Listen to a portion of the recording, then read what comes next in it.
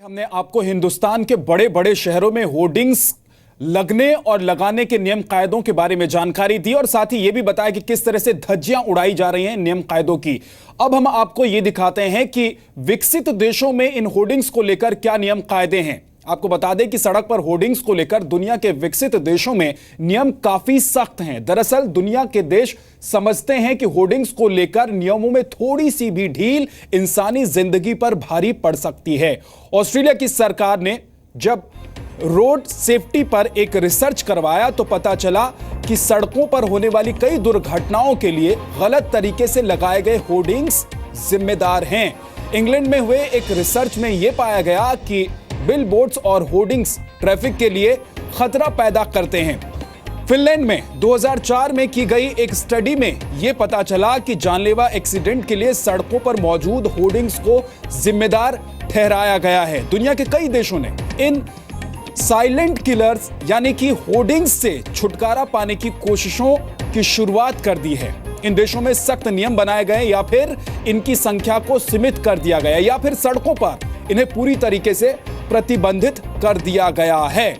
America के 4 राज्यों में बिलबोर्ड्स लगाना प्रतिबंधित है। इन राज्यों के नाम हैं वेरमोंट, अलास्का, हवाई और मेन। इंग्लैंड में प्लानिंग सिस्टम के तहत होर्डिंग्स की संख्या को नियंत्रित किया जाता है।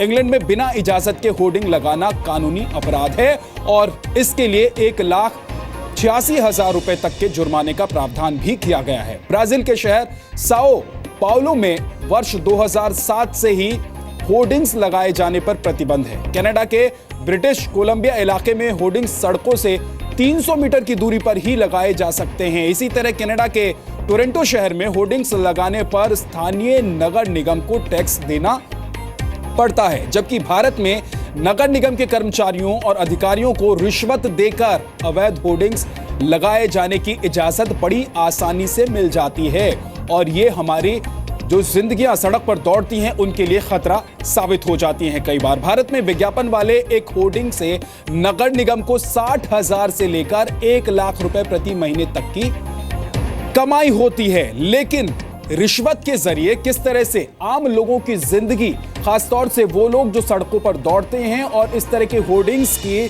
चपेट में आ जाते हैं, उस पर भारी पड़ जाती है ये रिश्वत की कमाई।